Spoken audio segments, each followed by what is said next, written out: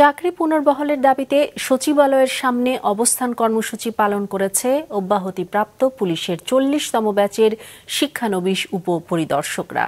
এছাড়া ৪৩তম বিসিএস-এর একবার গেজেটভুক্ত হয়েও পরে যাচাই বাছাই প্রক্রিয়ায় বাদ পড়া ২ শতাধিক চাকরি প্রার্থীও পুনর্নিয়োগের দাবিতে সচিবালয়ের সামনে অবস্থান করে। ইউনিফর্ম পরে দেশের সেবা করার কথা, সেখানে আমরা আজ রাস্তায়। সামাজিকভাবে আমাকে দোষী চোখে দেখা হচ্ছে, মনে হচ্ছে আমি অপরাধ করে বের হইছি। বৈষম্যহীন বাংলাদেশে মনে হয় আমরাই প্রথম এই বৈষম্যের শিকার। এভাবেই নিজেদের ক্ষোভ প্রকাশ করেন অব্যাহতিপ্রাপ্ত পুলিশের ৪০তম ব্যাচের শিক্ষানবিশ উপপরিদর্শকরা। পুলিশ একাডেমিতে প্রশিক্ষণ চলাকালে তাদের অব্যাহতি দেয়া হয়।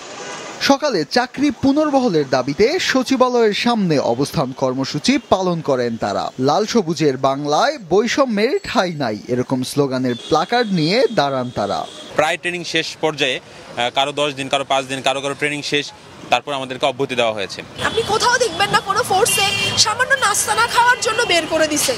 এটা একটা প্রমোশন ছাড়া আমাদের কাছে কিছুই না। আমাদের সংসারে এখন আর্ন করার মতো তেমন কেউ নাই। বৈষম্যহীন নতুন বাংলাদেশে আমাদেরকে যাতে নতুনভাবে বৈষম্যের শিকার না হয়, মানবিক দিক বিবেচনা করে যাতে আমাদেরকে এই পরিবারের কথা বিবেচনা করে যাতে আমাদেরকে চাকরিতে পুনর্বহাল করা হয়, এই আবেদন জানাবো আমরা।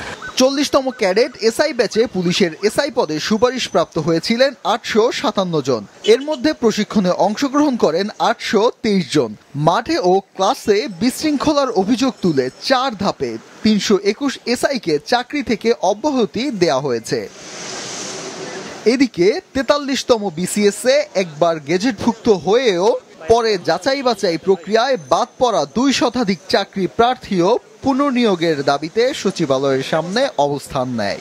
পুনরায় গেজেটের অন্তর্ভুক্তির দাবিতে জনপ্রশাসন মন্ত্রণালয়ের কাছে আবেদন জমা দিতে এসে তারা জানান, কোনো ধরনের রাজনৈতিক সম্পৃক্ততা না থাকলেও গোয়েন্দা সংস্থার রিপোর্টের উপর ভিত্তি করেই তাদের গেজেট থেকে বাদ দেয়া হয়েছে। আমি প্রথম গেজেটভুক্ত ছিলাম, সেই জায়গায় আমি দ্বিতীয় গেজেটভুক্ত না। কাঙ্ক্ষিত সাফল্য যখন আমার হাতের নাগালে, আমি যেটা ছুঁয়ে ফেলেছি, সেই ছোঁয়া স্বপ্নটা আমার হাত থেকে চলে যাচ্ছে। একটাই আকুতি, একটাই মিনতি আমাদের পরিবারের সকলের, যে আমাদের নাম যেন অন্তর্ভুক্ত করে 15 তারিখে আমাদের জয়েনিং নিশ্চিত করা হয়। ফৌজদারি অপরাধ না থাকলে তাদের গেজেটভুক্ত করার দাবি জানান। ফাহিয়ান হামিম, মাছরাঙা সংবাদ, ঢাকা।